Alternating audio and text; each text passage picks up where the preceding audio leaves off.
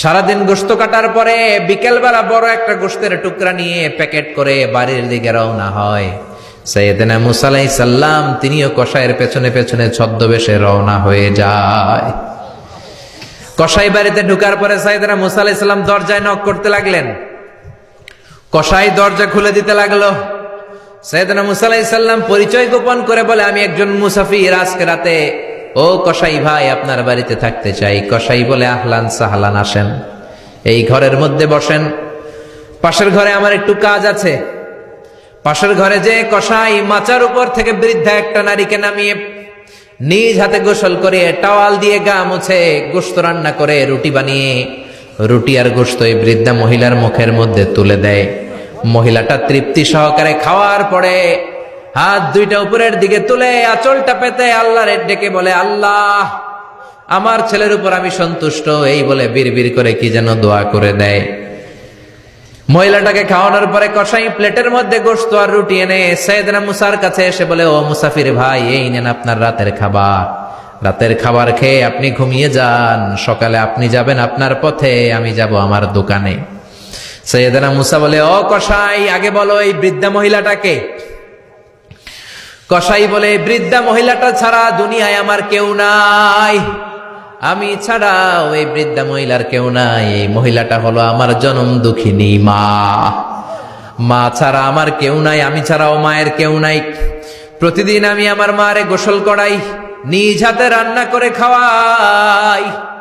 সাইয়েদনা মুসা বলে, তোমার মা হাত তুলে কি দোয়া করলো এটা বলো। কসাই বলে, আমার মা প্রতিদিন রাতে খুশি হয়ে একটা পাগলা দোয়া করে, গত কয়েক বছর ধরে এই দোয়াটা করছে, অনেক বছরের দোয়া, আমি জানি কোনোদিন এই দোয়াটা কবুল হবে না। সাইয়েদনা মুসা বললেন, কি দোয়া? কসাই বলে, আমার মা খুশি হওয়ার পরে চোখের পানি ছেড়ে দিয়ে হাত তুলে বলে, আল্লাহ আমি আমার ছেলের উপর অনেক সন্তুষ্ট, শুনেছি এই জামানার বনি ইসরায়েলের সবচেয়ে বড় পয়গম্বর, তার নাম নাকি মুসা কালিমুল্লাহ। আমি তোমার কাছে দোয়া করে গেলাম, আমার ছেলেরে তুমি ওই মুসা নবীর সাথে জান্নাতে ঢুকাইয়া দিবা। মুসা আলাইহিস সালাম বলে, কানেকশন তো এই জায়গায়, আসল কানেকশন তো এখানে, এটা তো মায়ের দোয়ার বরকত। আল্লাহু আকবার। এজন্য মায়ের দোয়ার বরকতে কসাইকেও নবীর সাথী বানিয়ে দিয়েছে কে? বিশ্বনবী বাবা মার আদর পায় নাই, জন্মের আগে বিশ্বনবীর বাবা নাই, 6 বছর বয়সে মা নাই, দাদার কাছে মানুষ হয়েছেন, চাচার কাছে মানুষ হয়েছেন। বিশ্বনবী হুদাইবিয়ার উমরা যেদিন করতে যাবেন, 1400 সাহাবীকে নিয়ে বিশ্বনবী উমরা করার জন্য রওনা হলেন। পথিমধ্যে আবওয়া নামক জায়গার মধ্যে বিশ্বনবীর মায়ের কবর। বিশ্বনবীর মায়ের নাম কি? তোরা দেখে যা আমিনা মায়ের কোলে, মধু পূর্ণিমারি সেথা চাঁদ দোলে, তোরা দেখে যা আমিনা মায়ের কোলে। ঠিক না?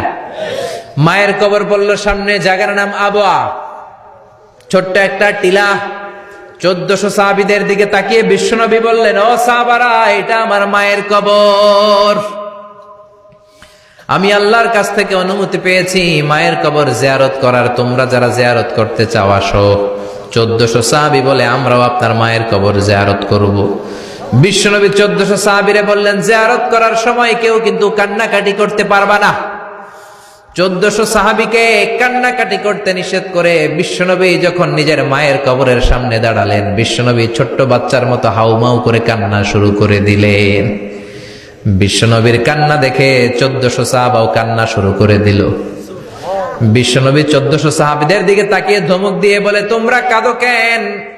সাহাবারা বলে, নবী আপনাকে আমরা অনেক ভালোবাসি, আপনারে কাঁদতে দেখলে আমাদেরও কান্না আসে, আপনার চোখ দিয়ে দার দার করে পানি নামতে দেখলে আমরা আমাদের দুটি চোখ আর শুকনা রাখতে পারি না।